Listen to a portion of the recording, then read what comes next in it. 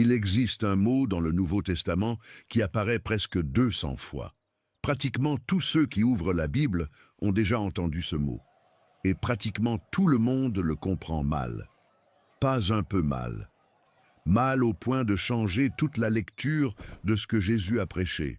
Pour commencer, ce n'est pas un lieu, ce n'est pas un territoire avec des frontières, ce n'est pas une région sur une carte, ce n'est pas un espace où l'âme va après la mort du corps. Et ce n'est pas le ciel, du moins pas de la manière dont la plupart des gens pensent au ciel. Ce mot, c'est royaume. Quand Jésus commence à prêcher en Galilée, dans Marc chapitre 1 verset 15, la première chose qui sort de sa bouche est une phrase de 16 mots en grec. Et cette phrase porte le moteur de tout l'évangile. Le temps est accompli et le royaume de Dieu est proche. Repentez-vous et croyez à l'évangile. D'accord. Mais quel royaume? Le royaume d'où? Un royaume avec quoi? Avec un château? Avec une armée? Avec un drapeau qui flotte quelque part dans le ciel? Non, rien de tout cela. Et pour comprendre pourquoi ce n'est rien de tout cela, il faut faire une chose que presque aucun sermon ne fait. Revenir au mot original. Parce que le problème n'est pas chez Jésus, le problème est dans la traduction. Le mot grec que Marc utilise est basileia, il vient de basileus, qui signifie roi. Mais en grec ancien, basileia ne signifie pas d'abord le lieu où le roi règne. Il signifie l'acte de régner, l'autorité exercée. Le pouvoir royal en action. C'est un nom d'action, pas un nom de lieu. Pour sentir la différence, pense à ceci. Si je dis la présidence des États-Unis, tu peux comprendre deux choses. Tu peux comprendre la fonction que le président exerce, c'est-à-dire une charge, une activité. Ou tu peux comprendre le bâtiment où le président travaille, c'est-à-dire la Maison Blanche, un lieu physique. Le mot est le même, mais le sens principal change. En grec, basileia fonctionne presque toujours dans le premier sens. C'est l'exercice de la royauté et non le palais du roi. Le règne, pas le royaume-pays. Les traducteurs qui ont choisi royaume pour basileia en français et kingdom en anglais ont fait le meilleur choix qu'ils avaient. Mais tout le royaume, dans n'importe quelle langue moderne, porte avec lui l'idée de territoire, château, sujet, frontière, carte. Et alors l'auditeur, sans s'en rendre compte, imagine déjà de travers. Le mot hébreu équivalent, dans l'Ancien Testament, est malkut. Et malkut fonctionne de la même manière. Il signifie d'abord la souveraineté exercée par le roi, et non le morceau de terre où il règne. Daniel, chapitre 2, verset 44, dit que le Dieu du ciel établira un malkut qui ne sera jamais détruit. Il ne parle pas d'un morceau de terre. Il parle d'un gouvernement, d'un règne en action qui durera pour toujours. Donc le moteur de l'Évangile dans Marc chapitre 1, ce n'est pas Jésus qui annonce un nouveau lieu, c'est Jésus qui annonce un nouveau gouvernement. Une nouvelle manière pour Dieu de régner dans le monde. Et cela a déjà commencé. Et c'est ici qu'entre le deuxième mot qui change tout. La phrase complète en grec est « engiken et basileia toutéou ». Le nom, c'est Basileia, que nous venons de voir. Le verbe est engiken, qui vient de engizo et qui signifie s'approcher. Et ce verbe est à un temps verbal précis qu'en grec on appelle le parfait actif. Pour ceux qui n'ont jamais étudié le grec, je traduis. Le parfait actif décrit une action qui s'est produite dans le passé, mais dont les effets continuent jusqu'à maintenant. Ce n'est pas « il s'est approché », puis il est reparti. C'est « il s'est approché, il est proche, et il continue d'être proche ». Une action accomplie dont l'effet demeure, dont cela change tout dans la prédication de Jésus. Quand il dit « le royaume de Dieu est proche », il ne dit pas « il va bientôt arriver ». Et il ne dit pas non plus « il est encore loin, préparez votre cœur ».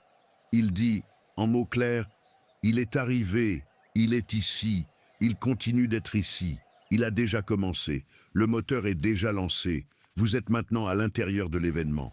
Et l'auditeur galiléen, il y a 2000 ans, devait assimiler cela en direct. Il attendait le royaume. Il connaissait les prophéties. Il lisait Daniel.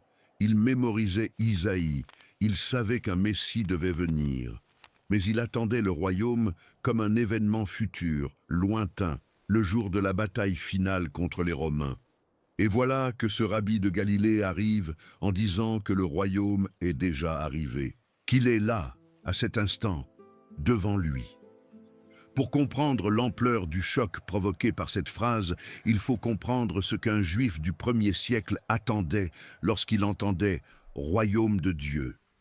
L'attente était politique, elle était territoriale, elle était militaire. Le Messie devait venir restaurer Israël comme nation, chasser les Romains de Judée, reconquérir Jérusalem, rétablir le trône de David, soumettre les nations au Dieu d'Israël.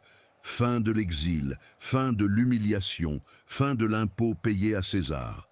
Il existait plusieurs modèles parallèles de ce que ce Messie serait. Certains attendaient un roi guerrier, fils de David, qui prendrait l'épée. Certains attendaient un prêtre, fils d'Aaron, qui purifierait le temple. Certains attendaient un prophète comme Moïse, qui ferait sortir le peuple d'une nouvelle Égypte. Mais tous les modèles avaient une chose en commun. Le royaume était celui d'Israël, en Israël, pour Israël. C'était un territoire, c'était politique. C'était la victoire d'une nation contre un empire. Et puis Jésus arrive, et sa première phrase publique annonce un royaume déjà arrivé, sans armée, sans château, sans drapeau, sans épée. Un royaume qui est proche au sens où il est en train d'agir maintenant même, mais qui ne descend pas du ciel en armes, ne renverse pas Pilate, ne reprend pas le temple aux Sadducéens, ne restaure rien qui ressemble à l'Israël historique. Comment est-ce possible ? Un royaume sans territoire, un royaume sans trône, un royaume sans roi couronné et sans armée en marche. La question va résonner pendant les 3 années du ministère de Jésus, et elle reviendra avec force à la fin, lors de sa dernière nuit. Jean, chapitre 18, verset 36. Jésus est enchaîné, frappé, conduit devant le tribunal romain. Pilate est le préfet de Judée, une fonction directement liée à Rome, le représentant de César. Pilate regarde ce Galiléen maltraité et pose la question qui était dans l'esprit de tout le monde. « Tu es donc le roi des Juifs ?» Et Jésus répond par une phrase qui, lue attentivement, devient une clé de lecture de tout l'Évangile. « Mon royaume n'est pas de ce monde. Si mon royaume était de ce monde, mes serviteurs auraient combattu pour que je ne sois pas livré aux Juifs. Mais maintenant, mon royaume n'est pas d'ici. » Ici aussi, le grec aide. L'expression est « ek tu kosmou toutou ». Et la préposition « ek » signifie « de », au sens d'origine, de provenance. Elle ne signifie pas « dans ». Jésus ne dit pas que son royaume n'est pas dans ce monde. Il dit que son royaume ne vient pas de ce monde. Provenance différente, source différente, logique différente. La différence est fine, mais elle change la lecture. Si Jésus avait dit que son royaume n'est pas ici, alors le royaume serait une réalité éthérée, lointaine, sur un autre plan, attendant d'être accessible après la mort. Mais il ne dit pas cela. Il dit que son royaume est bien ici, en action, présent, mais qu'il vient d'ailleurs. Il a son origine dans une autre source. Il fonctionne selon une autre logique, et cette logique devient claire dans la phrase suivante. « Si mon royaume était de ce monde, mes serviteurs auraient combattu. » Traduction. Si je régnais selon la logique de ce monde, mes disciples seraient maintenant l'épée à la main, en train de défendre mon trône. Mais ils ne le sont pas, parce que le royaume de Jésus ne fonctionne pas selon la logique de pouvoir de l'Empire romain, ni selon la logique de révolte des Zélotes, ni selon la logique du temple des Sadducéens. Il fonctionne selon une autre logique, une logique qu'il a passé 3 ans à essayer d'expliquer. Et c'est ici qu'entre la parabole la plus troublante du royaume, la parabole qui choque le plus quand on comprend vraiment ce qu'elle dit. Matthieu, chapitre 13, verset 31. Jésus dit ceci. « Le royaume des cieux est semblable à un grain de moutarde qu'un homme a pris et semé dans son champ. C'est la plus petite de toutes les semences, mais quand il a poussé, il est plus grand que les plantes potagères et devient un arbre, de sorte que les oiseaux du ciel viennent nicher dans ses branches. » À la première lecture, cela paraît joli. Une petite graine devient un grand arbre. Un petit royaume devient un grand royaume. Une application spirituelle facile. Mais il y a un détail. Dans la tradition juive du 1er siècle, la plante de moutarde n'était pas un symbole de gloire. C'était une mauvaise herbe. Elle poussait vite, se répandait facilement, devenait envahissante. La Mishnah, le code rabbinique, contient un traité sur le mélange des semences, appelé Kilayim, et dans ce traité, la moutarde est traitée avec une attention particulière. Les rabbins discutaient pour savoir si l'on pouvait ou non planter de la moutarde près d'autres plantes parce qu'elle contaminait tout le jardin. Et Jésus prend cette plante, cette mauvaise herbe qui poussait là où personne n'en voulait, et il dit « Le royaume des cieux est ainsi. Ce n'est pas le cèdre du Liban d'Ézéchiel. Ce n'est pas l'arbre immense du rêve de Nebuchadnezzar dans Daniel.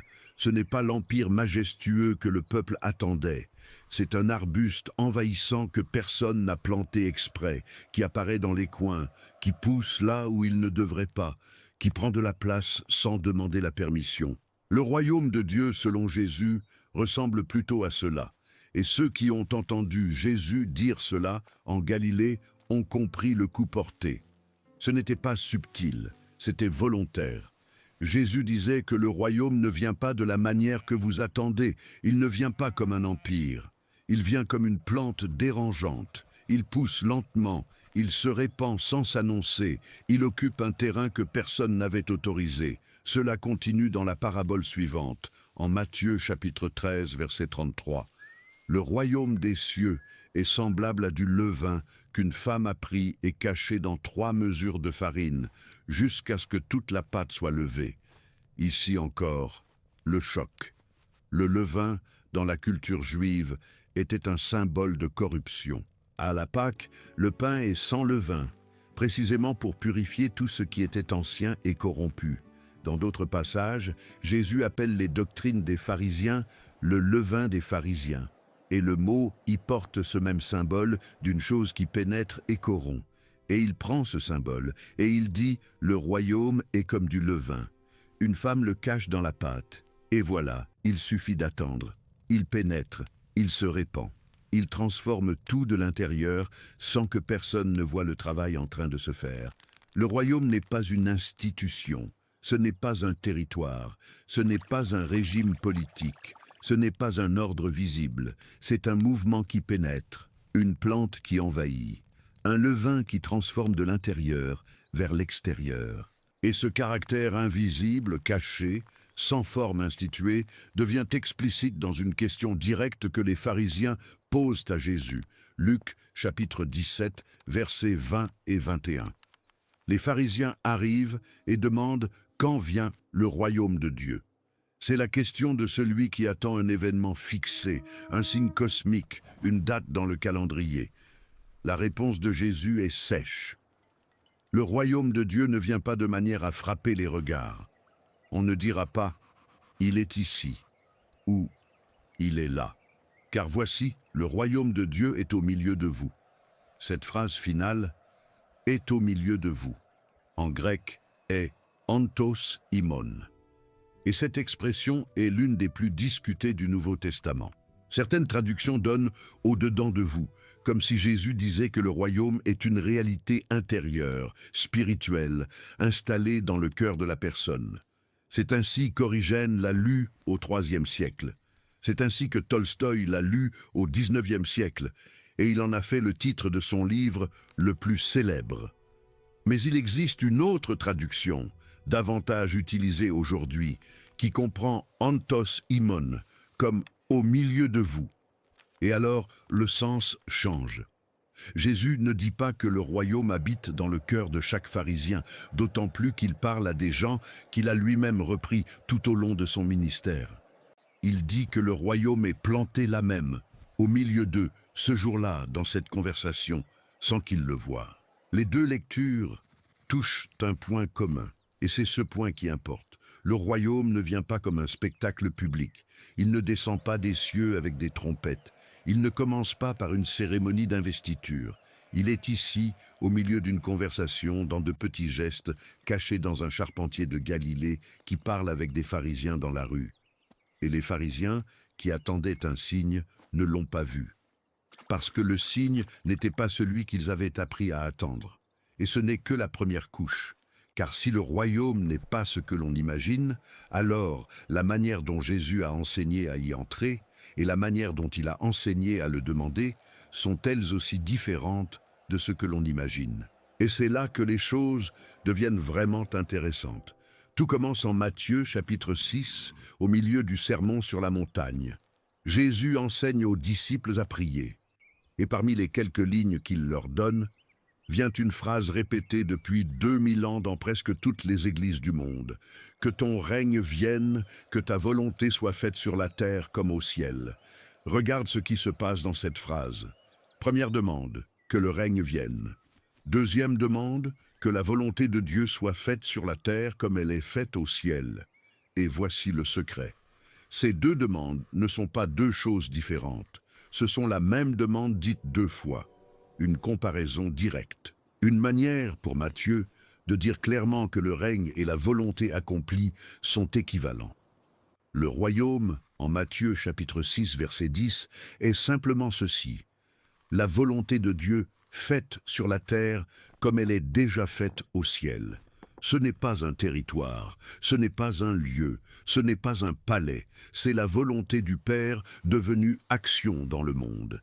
Et ici, le détail grammatical compte. Le verbe « vienne » en grec est « elteto ». C'est une forme d'aoriste impératif. Ce n'est pas un processus graduel, c'est une venue décisive, qu'il vienne pleinement, qu'il vienne en acte. Quand le disciple prie cette prière, il demande que la souveraineté de Dieu, déjà arrivée en Jésus, se réalise pleinement dans tout ce qui existe. La maison, le marché, le tribunal, le lit du malade, la cellule de prison, la table du dîner, le conseil municipal. Partout où il y a une décision humaine, que la volonté du ciel y soit faite. Remarque bien, le royaume n'est pas l'évacuation du monde, c'est l'invasion du monde. Cela renverse l'attente de celui qui imagine le ciel comme destination finale. La destination du chrétien n'est pas de sortir d'ici, c'est de voir ici être fait comme là-haut. C'est pourquoi, quand quelqu'un comprend vraiment ce que Jésus enseigne, la prière du Notre Père cesse d'être une formule. Elle devient un manifeste. Chaque fois qu'elle sort de la bouche, elle demande que Dieu règne là où Dieu ne règne pas encore. Et pour entrer dans ce royaume, Jésus donne plusieurs instructions à plusieurs moments différents. Chaque instruction paraît étrange, vue de l'extérieur. Mais quand on les rassemble, un motif apparaît.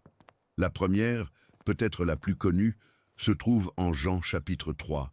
Nicodème, chef pharisien, maître en Israël, va de nuit rencontrer Jésus.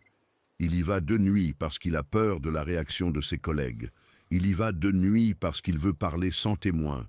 Et Jésus, avant même que Nicodème formule sa question, pose une phrase sur la table. « En vérité, je te le dis, si quelqu'un ne naît de nouveau, il ne peut voir le royaume de Dieu. » C'est en Jean, chapitre 3, verset 3. Nicodème se bloque. Il demande comment un homme peut naître quand il est vieux. Va-t-il retourner dans le ventre de sa mère? Mais le terme grec que Jésus a utilisé est « anoten ». Et ce mot porte deux sens en même temps. Il peut signifier « de nouveau », comme Nicodème l'a compris, et il peut signifier « d'en haut ». Et Jésus, en réalité, utilise volontairement ce double sens. Naître de nouveau, c'est naître d'en haut. Cela vient d'en haut, cela vient de l'esprit. Cela ne vient ni du corps ni de l'effort humain. Regarde la porte d'entrée que Jésus décrit. Pour voir ce royaume déjà arrivé, il ne suffit pas d'être juif de bonne famille. Il ne suffit pas d'accomplir la Torah. Il ne suffit pas de donner la dîme. Il ne suffit pas d'être un pharisien respecté comme Nicodème. Il faut quelque chose que personne ne produit par lui-même. Il faut une naissance nouvelle. De l'extérieur vers l'intérieur, d'en haut vers le bas. Personne n'entre dans le royaume par son CV. On y entre par la naissance. Et cette naissance vient de l'esprit, selon Jésus lui-même dans la suite de la conversation. La deuxième instruction va dans le même sens, mais avec une autre image. Matthieu, chapitre 18, verset 3. Les disciples discutaient pour savoir qui serait le plus grand dans le royaume des cieux. Une question classique de politique de couloir. Qui va s'asseoir où? Qui va commander à qui? Jésus appelle un enfant, le place au milieu d'eux, et lance « En vérité, je vous le dis, si vous ne vous convertissez pas, et si vous ne devenez pas comme des enfants, vous n'entrerez pas dans le royaume des cieux. » Pour un auditeur du 1er siècle, c'est incompréhensible. L'enfant, dans cette culture, n'était pas une figure d'innocence idéalisée. C'était une figure de fragilité totale, sans droit, sans voix, sans patrimoine. Il dépendait entièrement de l'adulte pour exister. Et Jésus dit, « C'est ainsi que l'on entre. Pas par la force, pas par le statut, pas par le mérite, par la dépendance, par l'abandon, par la reconnaissance honnête que seule personne n'entre nulle part. Le royaume appartient à ceux qui se rendent, pas à ceux qui conquièrent. » Et cette logique d'abandon apparaît dans deux autres paraboles très courtes que Jésus donne l'une après l'autre, toujours en Matthieu, chapitre 13, verset 44. Le royaume des cieux est semblable à un trésor caché dans un champ qu'un homme a trouvé et caché. Et dans sa joie, il va vendre tout ce qu'il a et achète ce champ. Verset 45. Le royaume des cieux est encore semblable à un marchand qui cherche de belles perles, et ayant trouvé une perle de grand prix, il est allé vendre tout ce qu'il avait et l'a achetée. Deux paraboles, deux situations différentes, une même leçon. Le royaume vaut tout. Celui qui le trouve vraiment n'hésite pas à renoncer à tout le reste. Et note le détail subtil. L'homme du trésor trouve par hasard. Il ne cherchait pas, il est tombé dessus dans le champ. Le marchand de perles, au contraire, cherchait volontairement. C'était son métier de chercher des pierres de valeur. Jésus montre que le royaume rencontre les gens par ces deux chemins. Il y a celui qui ne cherchait rien et qui a été trouvé par surprise, comme Matthieu le collecteur d'impôts, assis au bureau des taxes. Et il y a celui qui a cherché toute sa vie un sens, comme Paul de Tarse, et qui l'a trouvé d'une manière différente de ce qu'il attendait. Tous deux ont tout vendu, tous deux sont entrés. La troisième instruction vient dans les béatitudes, et celle-ci est peut-être la plus subversive de toutes. Matthieu, chapitre 5, verset 3. Heureux les pauvres en esprit, car le royaume des cieux est à eux.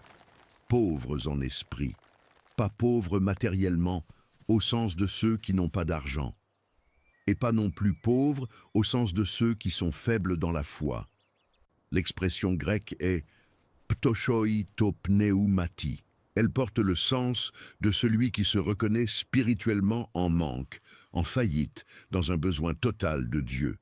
C'est l'opposé du pharisien de la parabole de Luc, chapitre 18, qui prie en disant « Dieu, je te rends grâce de ce que je ne suis pas comme les autres hommes, voleur, injuste, adultère. » C'est le publicain de la même parabole qui n'ose même pas lever les yeux vers le ciel. Il se frappe la poitrine et dit « Dieu, sois apaisé envers moi, pécheur. » Jésus termine la parabole en disant que c'est lui, le publicain, qui est rentré chez lui justifié, pas le pharisien plein de références religieuses, mais celui qui s'est reconnu en manque. Voilà le citoyen du royaume selon Jésus. Et ici entre un détail que personne ne peut sauter. Presque toute la liste des gens que Jésus déclare bienheureux inverse ce que le monde appelle bienheureux. Ceux qui pleurent, ceux qui ont faim et soif de justice, les doux, les miséricordieux, les artisans de paix, ceux qui sont persécutés à cause de la justice. Le royaume appartient à ceux que le monde écarte, et il n'appartient pas à ceux que le monde applaudit. Cette inversion est si centrale dans la prédication de Jésus qu'il y revient dans beaucoup d'autres passages. En Marc, chapitre 10, verset 25, il dit qu'il est plus facile à un chameau de passer par le trou d'une aiguille qu'à un riche d'entrer dans le royaume de Dieu. Et les disciples réagissent avec effroi en demandant « Qui peut donc être sauvé ?» Jésus répond au verset 27 « Aux hommes, cela est impossible, mais non à Dieu, car tout est possible à Dieu. L'entrée dans le royaume n'est pas un mérite humain. C'est l'œuvre de Dieu en celui qui se reconnaît assez petit pour recevoir. Et ici apparaît la tension qui traverse tout l'Évangile. Le royaume est déjà arrivé, mais il n'est pas encore arrivé pleinement. Il est déjà ici, et en même temps, nous prions pour lui chaque jour. On y entre déjà maintenant, et en même temps, on attend son accomplissement. Les chercheurs du Nouveau Testament appellent souvent cette tension le déjà et pas encore. Cela fonctionne ainsi. Quand Jésus a dit dans Marc chapitre 1 que le royaume est arrivé, il en a planté le commencement, les miracles qu'il accomplit, l'exorcisme des démons, la guérison des maladies, la multiplication des pains, la résurrection des morts, sont des signes que, là où Jésus agit, le royaume agit. Un petit signe ici, un petit signe là, exactement comme le grain de moutarde. Mais l'histoire ne s'arrête pas là. Jésus enseigne aux disciples à attendre une venue finale. En Matthieu chapitre 25, il décrit un jugement où le roi sépare les brebis des boucs. En Marc chapitre 13, il décrit des signes qui précèdent une manifestation pleine. Dans l'Apocalypse chapitre 11 verset 15, des anges annoncent « Les royaumes du monde sont devenus le royaume de notre Seigneur et de son Christ. » Et il régnera au siècle des siècles. L'Apocalypse ne décrit pas le commencement du royaume. Elle décrit l'accomplissement final de ce qui a commencé en Galilée, avec un charpentier disant « Le temps est accompli ». C'est pourquoi le chrétien vit au milieu de cette tension. Il vit en sachant que le royaume est déjà ici, agissant en lui et autour de lui. Et il vit en attendant le jour où ce royaume sera vu par tous, sans l'ombre d'un doute. La tradition chrétienne ancienne l'a compris clairement. Augustin, au IVe siècle, disait que la cité de Dieu et la cité des hommes avancent mêlées dans le temps présent sans séparation visible, et qu'elles ne seront pleinement séparées qu'à la fin. Il lisait Jésus avec attention. L'ivraie et le blé, dans la parabole de Matthieu, chapitre 13, poussent ensemble dans le champ jusqu'à la moisson. Personne n'arrache avant le temps. Personne ne sépare avant la fin. Nous vivons maintenant dans ce champ, et le royaume grandit au milieu des herbes, sans bruit, sans panneau qui l'identifie. Maintenant, pense une seconde à l'effet de tout cela. Souviens-toi de la question du début. Quel est donc ce royaume que Jésus prêche? Le royaume d'où? Le royaume avec quoi? Maintenant, nous avons une réponse différente de celle que l'on entend souvent. Le royaume n'est pas le ciel, au sens d'une destination après la mort. Ce n'est pas l'endroit où l'âme va après l'enterrement. Ce n'est pas un territoire éthéré gardé par un ange à l'entrée. Le royaume, c'est Dieu qui règne. C'est la volonté du Père faite sur la terre comme elle est faite au ciel. C'est la souveraineté de Dieu en action. Un mouvement, pas une géographie. Un règne, pas un palais. Le royaume est arrivé en Jésus, dans ses œuvres, dans sa prédication, dans sa mort, dans sa résurrection. Il continue d'arriver dans chaque personne qui se rend, qui naît de nouveau, qui se reconnaît pauvre en esprit, qui devient petite comme un enfant. Et il arrivera pleinement au jour de l'accomplissement final, quand, comme le dit Paul en 1 Corinthiens, chapitre 15, verset 28, Dieu sera tout en tous. Le royaume, au fond, c'est Dieu qui règne de nouveau dans une créature qui a choisi de revenir à Dieu. Et ici apparaît l'observation qui relie tout ce que nous avons vu. La plus grande tragédie de l'histoire du christianisme, peut-être, a été le moment où ce mot a commencé à être compris comme un lieu. Quand les auditeurs ont commencé à croire que le royaume était une adresse après la mort. Alors, la foi est devenue une assurance-vie. Elle est devenue un billet pour plus tard. Elle est devenue une affaire entre le croyant et le gardien de la porte de perles. Mais le royaume que Jésus a prêché n'est pas cela. C'est une invitation à un autre ordre, maintenant. C'est un appel à vivre, à cet instant, sous un autre type de souveraineté. C'est une proposition de renverser les valeurs, de devenir petit, de servir, de pardonner, de pratiquer la justice, de prendre soin du pauvre, de prier pour l'ennemi, de marcher comme Jésus a marché. Celui qui comprend cela comprend pourquoi la première phrase publique de Jésus, dans ce même passage de Marc, chapitre 1, commence par « Repentez-vous ». Le terme grec est « métanoïte ». Il vient de deux racines. Méta, qui porte l'idée de changement, d'aller au-delà, et nous, qui signifie esprit, manière de penser. Les deux réunis donnent changement de pensée. Ce n'est pas ressens de la culpabilité, ce n'est pas pleure tes péchés, c'est pense autrement. Change ta manière de voir le monde, parce qu'un royaume est arrivé et il ne tient pas dans l'ancienne façon de penser. Et ici, à la fin, il est peut-être utile de dire clairement ce qui est resté implicite tout au long de la vidéo. Le grand choc de l'Évangile n'est pas que Dieu exige plus que prévu, c'est que Dieu arrive autrement que prévu. On attendait une armée, il est venu un charpentier. On attendait une couronne d'or, il est venu une couronne d'épines. On attendait un trône à Jérusalem, il est venu une croix hors des murs. On attendait une victoire militaire contre Rome, il est venu une défaite visible devant Pilate. Et pourtant, au cœur de cette défaite apparente, le royaume est arrivé. Il a grandi comme la moutarde, il a pénétré comme le levain, il s'est répandu en silence. Il a saisi un pêcheur de Galilée, un collecteur d'impôts, une femme samaritaine, un voleur crucifié, un officier romain. Des gens sans CV, des gens mis de côté, des gens sur lesquels personne n'aurait parié. Et ces gens ont porté le royaume dans le monde, sans épée, sans empire, sans force institutionnelle, seulement avec l'évidence d'une vie qui avait changé. 20 siècles plus tard, ce même royaume continue d'agir de la même manière. En silence, sans spectacle, changeant vie après vie, table après table, décision après décision. Et la demande tient toujours. Que ton règne vienne, que ta volonté soit faite, sur la terre comme au ciel. Si cette vidéo t'a donné une clé de lecture que tu n'avais pas encore, partage-la avec quelqu'un qui a besoin de voir cela aussi. Mets un like, abonne-toi à la chaîne si ce n'est pas encore fait.